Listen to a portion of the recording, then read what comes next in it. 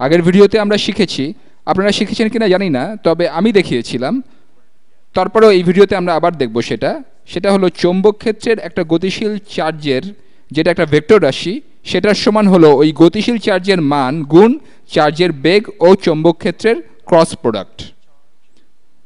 আমরা এই সমীকরণকে চৌম্বক ক্ষেত্রের একক বের করবার জন্য ব্যবহার করেছিলাম। আর এটা অবশ্য বিটা হবে না, এটা বি। চুম্বক ক্ষেত্রের একক হলো টেসলা, যেটাকে বড় হাতের টি দিয়ে লেখা হয়, এবং টেসলা সমান newton second per coulomb metre. আসুন দেখা যাক আমরা এটাকে একটা সত্যিকারের সমস্যায় ব্যবহার করতে পারি কিনা। ধরি আমাদের কাছে একটা চুম্বক ক্ষেত্র আছে, ধরি এটা স্ক্রিন থেকে বের হয়ে আসছে। আমি নিজের মন থেকেই একটা সমস্যা তৈরি করব, আশা করি সংখ্যাগুলো দিয়ে শেষ পর্যন্ত সমাধান করা যাবে। তবে সমস্যাটা আমি এপি ক্যালকুলাস বই থেকে অনুসরণ করছি। আমি একগুচ্ছ ভেক্টর বা ভেক্টর ক্ষেত্র আঁকতে চাই যেগুলো স্ক্রিন থেকে বের হয়ে আসছে। আমি শুধু তীরের মাথাটা আঁকবো, ম্যাজেন্টা রঙে আঁকছি। প্রথমে ধরি আমার কাছে একটা ভেক্টর ক্ষেত্র আছে। আপনি কিছু তীর কল্পনা করতে পারেন যেগুলো স্ক্রিন থেকে বের হয়ে আসছে। আমি বেশ কয়েকটা আঁকবো যেন মনে হয় এটা একটা ক্ষেত্র, এটা অনেকটুকু জায়গা জুড়ে আছে। তো এগুলো হলো কিছু তীর যেগুলো বের হয়ে আসছে এবং ক্ষেত্রটি বের হয়ে আসছে। এবং ক্ষেত্রটির মান ধরা যাক কি হতে পারে, ধরা যাক 0.5 টি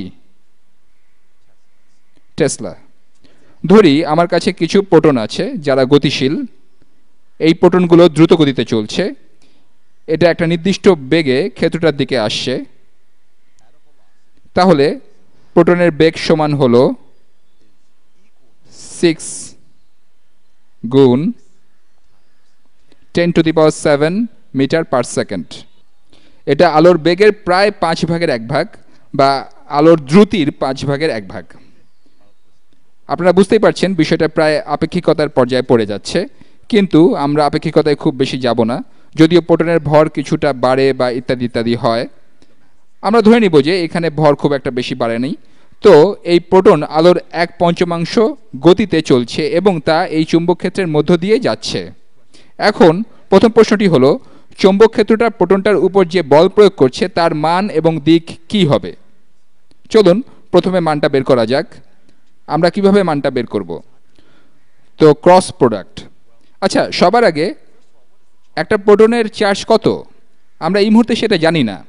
আমার ক্যালকুলেটরে এটা স্টোর করা আছে। আপনার কাছে টিআই গ্রাফিক ক্যালকুলেটর থাকলে সেখানেও এটা স্টোর করা থাকবে। আমরা এখন এটাকে একটা ভেরিয়েবল হিসাবে লিখছি।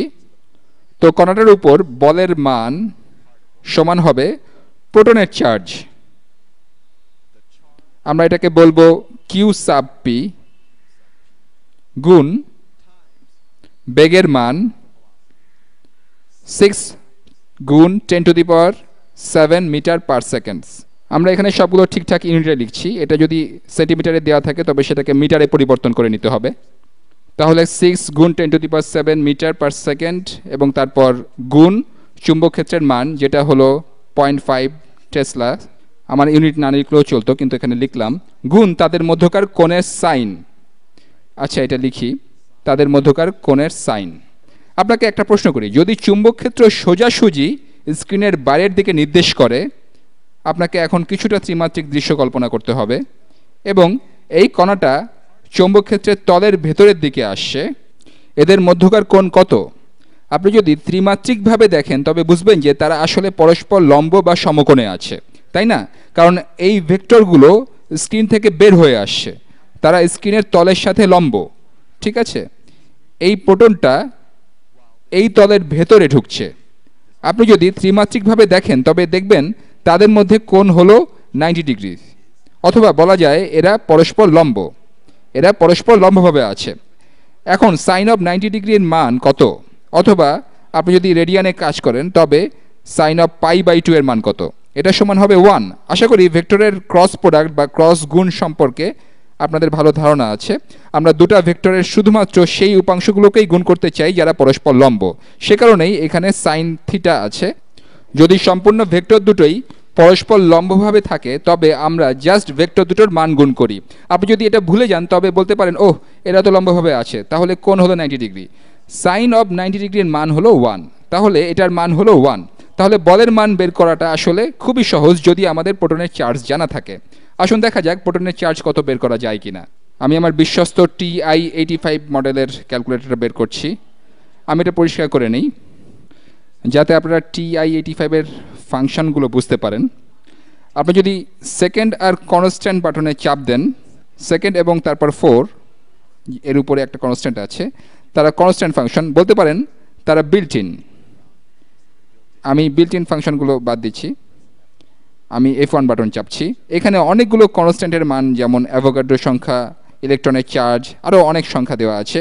ইলেকট্রনের চার্জ আর প্রোটনের চার্জ আসলে একই, এই মানটা ব্যবহার করা যাক। মনে রাখবেন ইলেকট্রন এবং প্রোটনের চার্জ পরস্পরকে নিষ্ক্রিয় করে, একটা পজিটিভ আর একটা নেগেটিভ। প্রোটনের আকার বেশি বড় আর এর চার্জ হলো পজিটিভ, এটাই এদের পার্থক্য। তাহলে ইলেকট্রনের চার্জ কত দেখা যাক। হ্যাঁ, মানটা এমনই হওয়ার কথা। আর এটা কিন্তু প্রোটনেরও চার্জ, পজিটিভ মানটা কিন্তু ঠিক প্রোটনেরই চার্জ। ইলেকট্রনের চার্জের জন্য এখানে একটা নেগেটিভ চিহ্ন দেওয়া উচিত ছিল, কিন্তু আমাদের শুধু মানটাই দরকার। তাহলে ইলেকট্রনের চার্জটাই ব্যবহার করা যাক, এটা পজিটিভ বলে এটাই হবে প্রোটনের চার্জ, গুণ 6 গুণ 10⁻7, 6 is 7। আপনার ক্যালকুলেটরে ই বাটনটা চাপলেই চলবে, গুণ 0.5T, 0.5 টেসলা। সবগুলো এককই কিন্তু, যেমন টেসলা, মিটার, কুলম্বস এসব দিতে হবে, তাহলে আপনি উত্তরটা পাবেন নিউটনে। তাহলে পাওয়া যাচ্ছে 4.8 গুণ 10⁻⁻12 নিউটনস। আমি এটা লিখে ফেলছি। তাহলে এই বলটার মান, আমি পরম মান চিহ্ন দিয়ে দিলাম। তাহলে এই বলটার মান সমান 4.8 গুণ 10⁻⁻12 নিউটনস। এটাই হলো এর মান।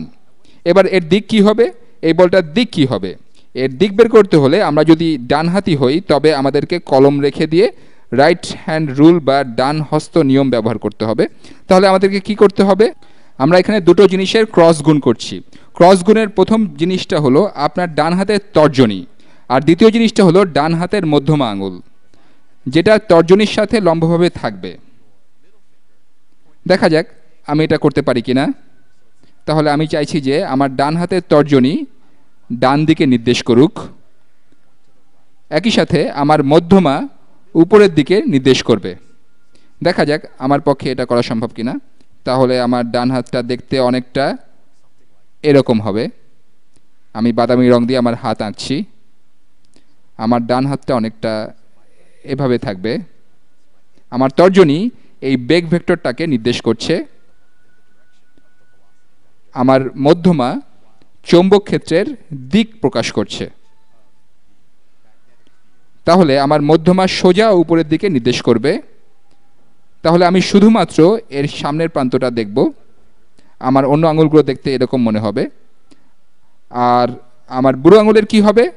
এটা হচ্ছে আমার বুড়ো আঙুলের গোড়া।